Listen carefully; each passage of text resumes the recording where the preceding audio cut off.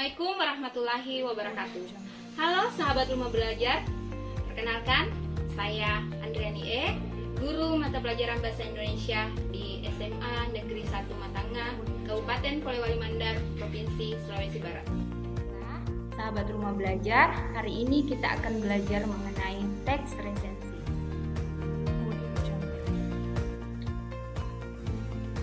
Tujuan pembelajaran kita yang pertama yakni peserta didik diharapkan dapat mengidentifikasi isi teks resensi berdasarkan sistematika teks resensi. Kemudian yang kedua, peserta didik dapat mengidentifikasi unsur kebahasaan yang terdapat dalam teks resensi. Nah, adapun materi pelajaran kita, yang pertama, teks resensi. Dan yang kedua, tujuan dan manfaat teks resensi. Yang ketiga ialah struktur teks resensi. Nah, materi yang terakhir ini yaitu unsur kebahasaan teks resensi.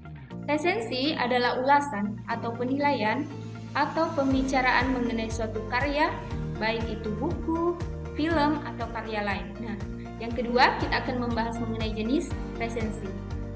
Dalam hal ini, berdasarkan objek karyanya, resensi ada dua.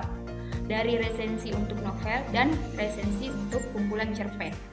Sedangkan berdasarkan objek tanggapannya, ada resensi film, resensi drama, resensi lagu, resensi buku ilmu pengetahuan, resensi lukisan, dan karya-karya lainnya. Nah, secara garis besar, resensi dapat dibedakan dalam 3 jenis. Ada resensi informatif, kedua ada resensi deskriptif. Yang terakhir adalah resensi kritis. Tujuan yang kita peroleh atau yang kita dapatkan dari menulis resensi itu. Nah, tujuan yang pertama yaitu mengetahui kelebihan dan kekurangan buku yang kita resensi.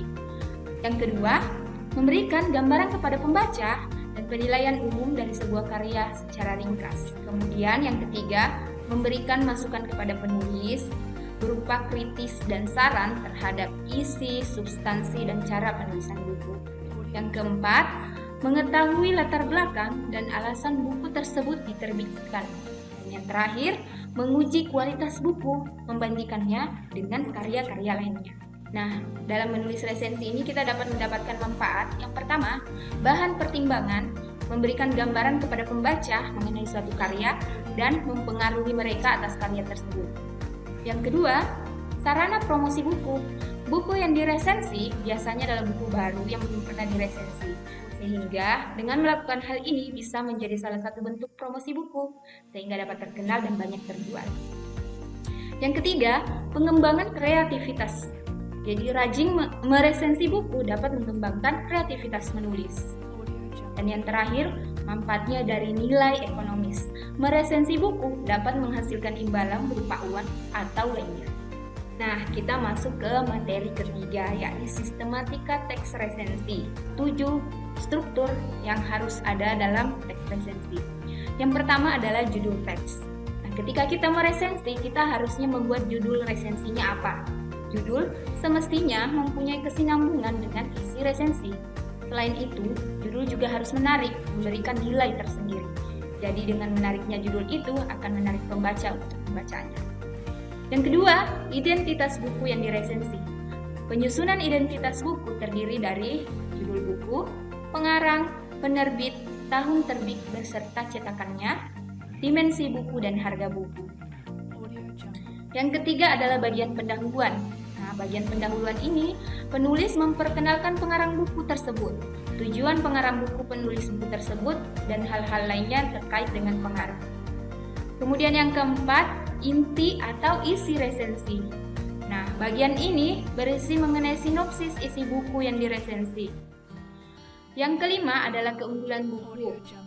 Nah, bagian keunggulan buku ini menjabarkan apa saja keunggulan buku menurut preferensi pembaca tersebut. Kemudian yang keenam adalah kekurangan buku. Selain keunggulan tentu ada saja kekurangan. Maka dalam resensi juga menjabarkan kekurangan buku tersebut menurut resensi. Dan sistematika yang terakhir yaitu penutup. Bagian penutup berisi alasan buku tersebut ditulis dan pembaca yang dituju buku tersebut. Jadi selain memiliki struktur atau sistematika teks, maka teks resensi juga mempunyai unsur kebahasaan. Unsur kebahasaan teks resensi yang pertama yaitu konjungsi penerangan. Konjungsi adalah kata hubung. Jadi konjungsi penerangan adalah kata hubung yang memberikan penerangan. Contoh konjungsi penerangan yaitu kalimat yang menggunakan kata atau konjungsi bahwa, yakni, dan yaitu. Kemudian yang kedua adalah konjungsi temporal. Jadi konjungsi ini terkait dengan konjungsi waktu. Banyak menggunakan kata sejak, semenjak, kemudian, dan akhirnya. Yang ketiga adalah konjungsi penyebaban. Nah, pada konjungsi kali ini banyak menggunakan konjungsi yang menunjukkan sebab, menggunakan kata karena dan sebab. Yang terakhir adalah pernyataan saran. Nah, pernyataan saran ini dalam teks resensi biasanya di bagian penutup menggunakan kata-kata saran atau rekomendasi pada bagian akhir tes. Sahabat Rumah Belajar, sekian penjelasan materi teks resensi pada video pembelajaran kali ini. Terima kasih atas perhatiannya. Semoga ada manfaatnya. Wassalamualaikum warahmatullahi wabarakatuh. Salam Rumah Belajar.